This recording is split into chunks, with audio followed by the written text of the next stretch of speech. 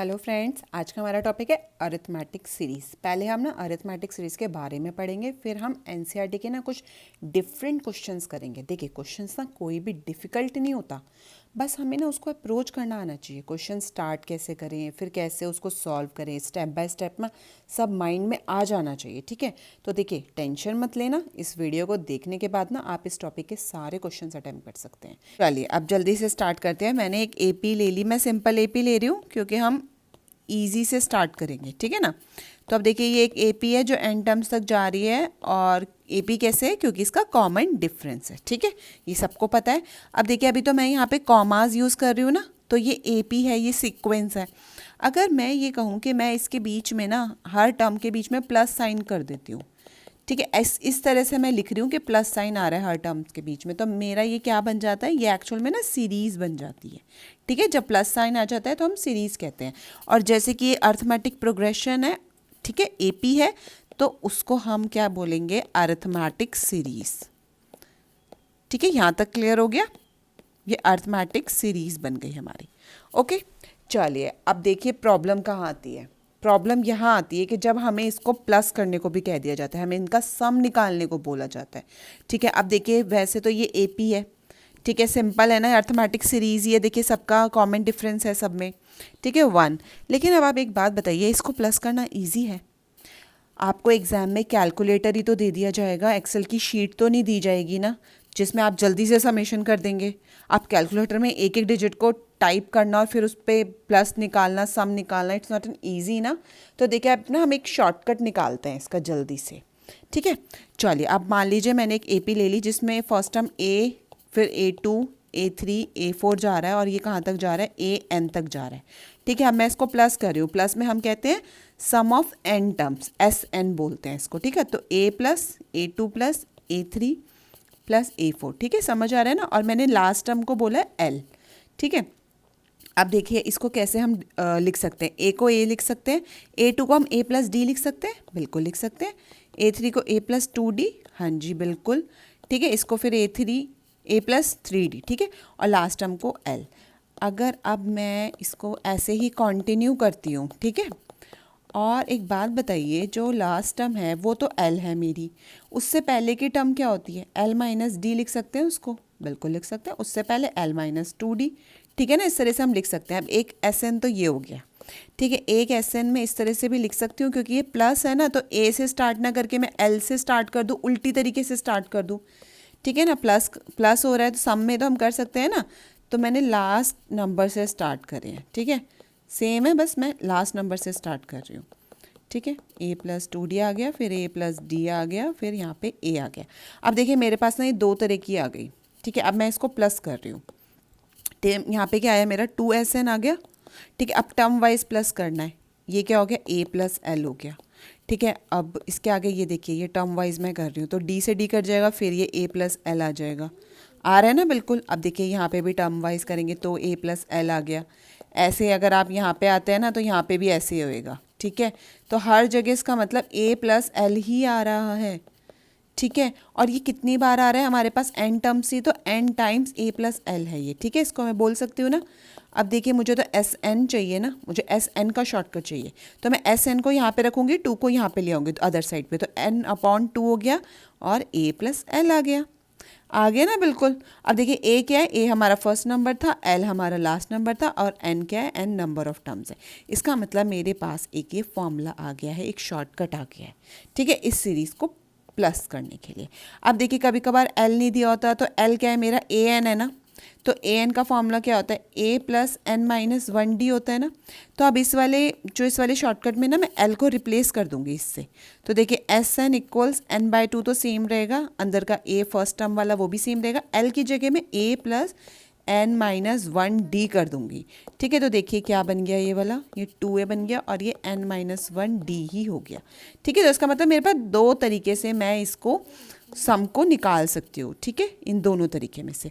अब देखिए इस सीरीज़ की बात करते हैं जिसकी वजह से हमने शॉर्टकट निकाला था। अगर मैं इसकी बात करती हूँ तो SN देखिए मेरे लिए कितना ईजी हो जाएगा। अब फर्स्ट नंबर क्या है मेरा, पहले मैं फॉर्मूला लिख देती हूँ, N/2 A प्लस L। ठीक है, अब देखिए फर्स्ट हमारे पास टर्म्स कितनी है, पहले ये बताइए, 159 टर्म्स है, नो डाउट। अपॉन 2 हमारा नॉर्मल है, ठीक है। ए क्या है मेरे पास 1 और लास्ट टर्म क्या है मेरी 159, ठीक है।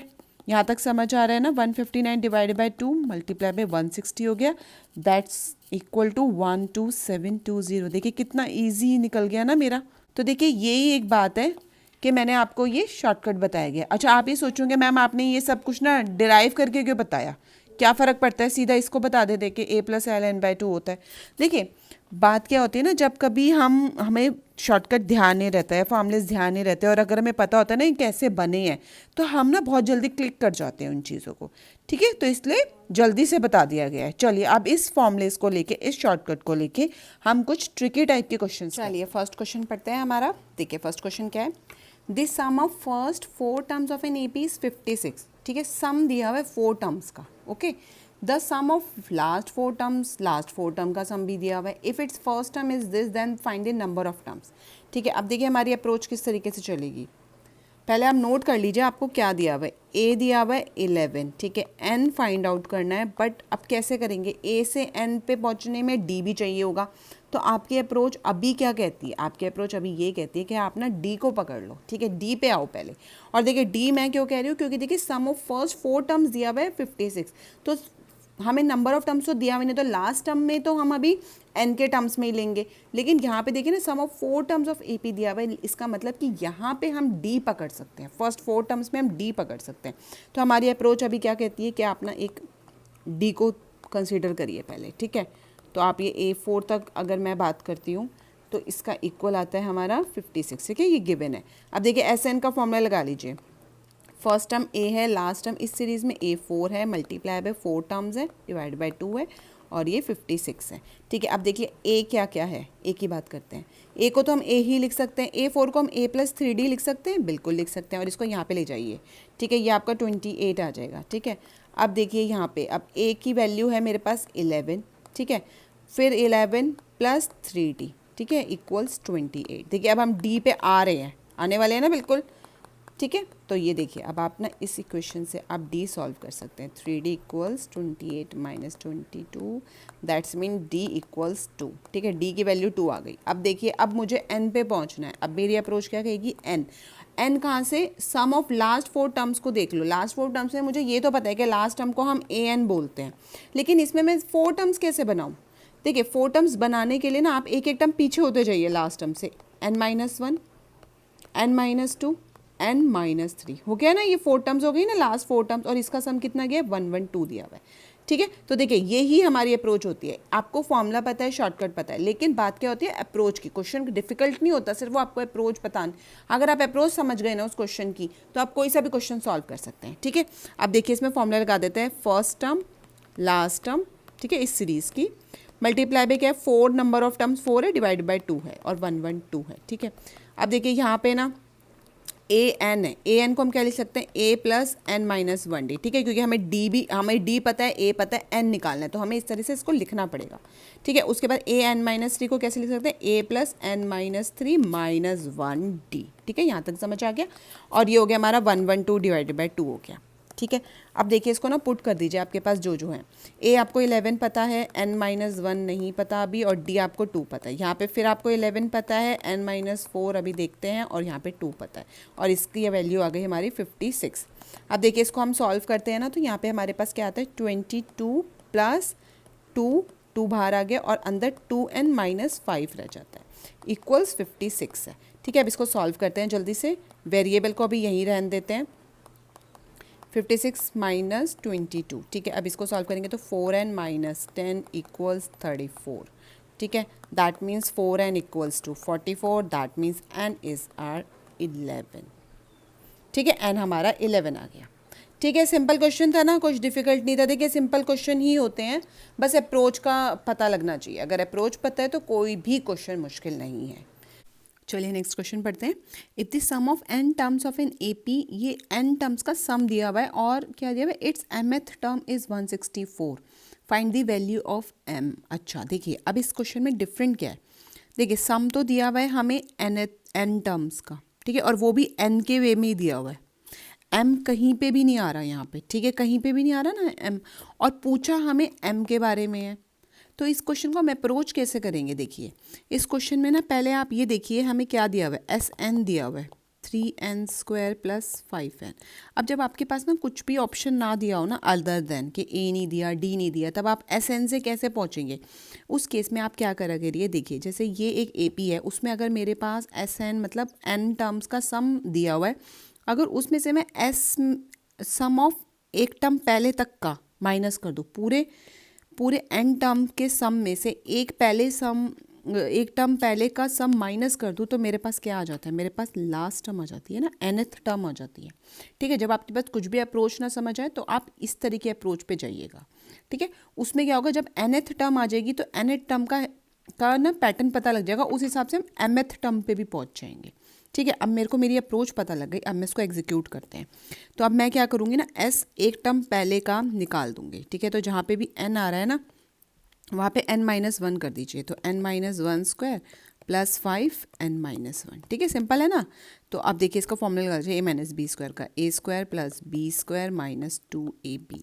ठीक है, और ये क्या आ गया हमारा 5n-1। अब इसको जल्दी से ना सॉल्व कर लेते हैं। 3n² + 3 - 6n + 5n - 5। ठीक है, अब क्या बचा, 3n² हो गया यहाँ पे, और ये बच गया हमारा -n, और ये बच गया -2। ठीक है, ये मेरी वैल्यू आ गई Sn-1 की। ठीक है, अब देखो मेरे को an निकालना है। ठीक है ना, ये समझ आ गई ना बात, an कैसे आ रहा है। तो s पूरे सम में से उसमें से एक टर्म पहले का सम माइनस कर दो। ठीक है, तो मैं क्या करूँगी ना, पूरा सम क्या है मेरे पास, 3n² + 5n है। ठीक है, उसमें से मैं माइनस क्या कर रही हूँ, एक टर्म पहले का। ठीक है, तो ये सॉरी ये मेरे पास है स्क्वायर है। ठीक है, -n - 2। ओके, अब इसको खोल देते हैं जल्दी से। 5n - 3n² + n + 2। ठीक है, 3n से 3n² कट गया, ये हो गया 6n + 2 बच गया हमारा। ठीक है ना, 6n + 2।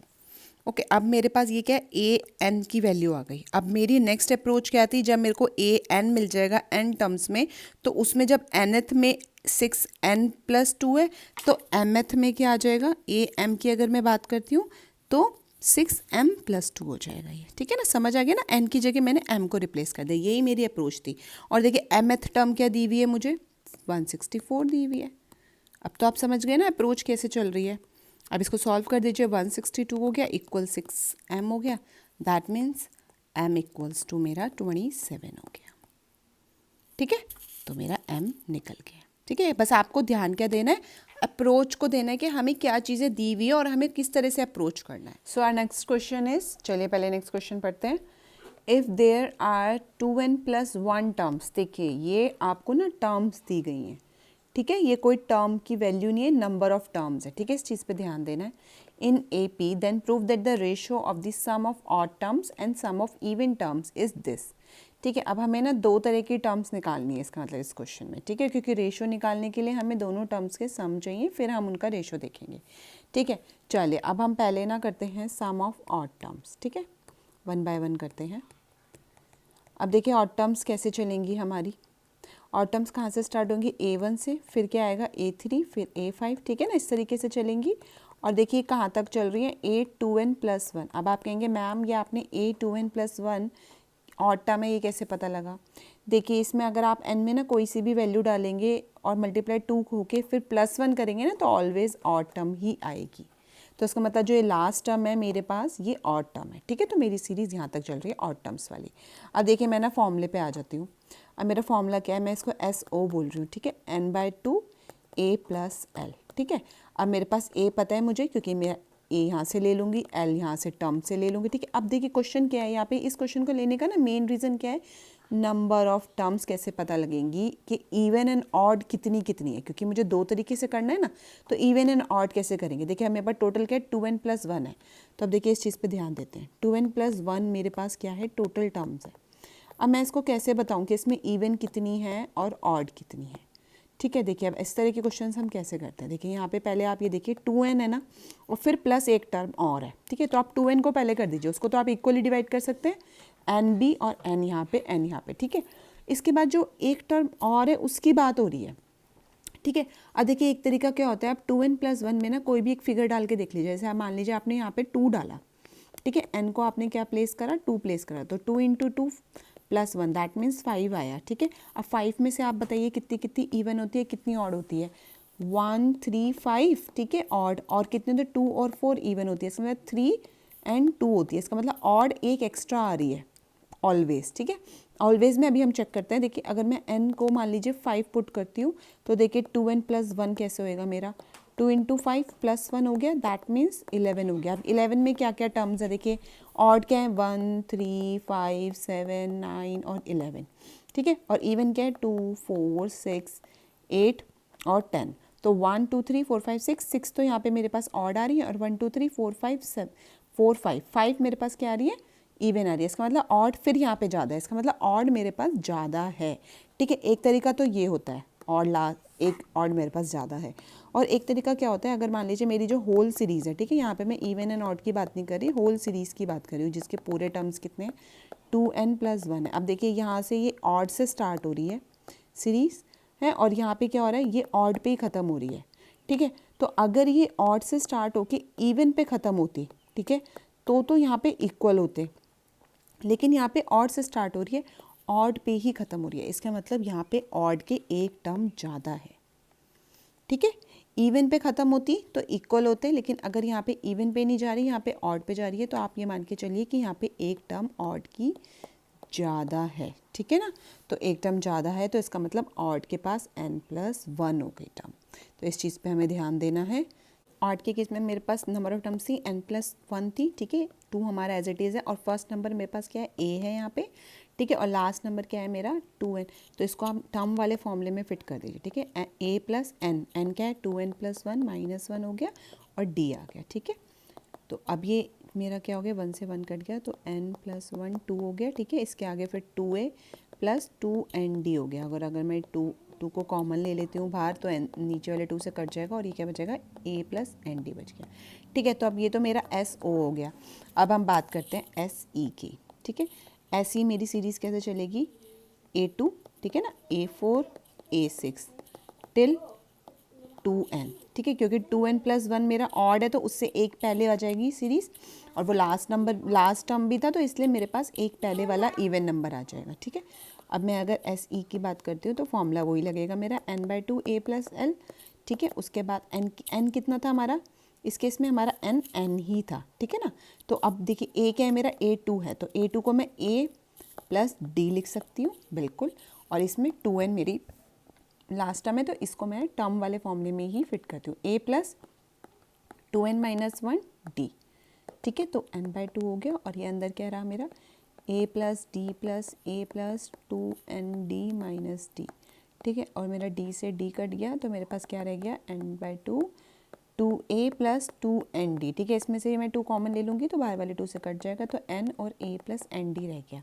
ठीक है, ये मेरा आ गया SE। अब देखिए क्वेश्चन क्या कह रहा है, क्वेश्चन कह रहा है sum of odd terms and the sum of even terms की रेशियो होनी चाहिए, तो इसका मतलब SO ऊपर आएगा और SE नीचे आएगा। ठीक है, तो अब SO मेरा क्या है, n plus 1 a plus nd है। ठीक है, और मेरा SE क्या है, n और a प्लस nd है। ठीक है, अब a प्लस nd से a प्लस nd कट हो गया, तो मेरे पास क्या बचा, n प्लस 1 रेशो n रह गया मेरे पास। ठीक है, तो हमारा ये प्रूव हो गया। ठीक है, चलिए आज के लिए इतना ही, मिलते हैं नेक्स्ट वीडियो में। तब तक आप सब अपना ध्यान रखिएगा, और प्लीज़ वीडियो को लाइक कर दीजिएगा और चैनल को सब्सक्राइब कर देना। बाय।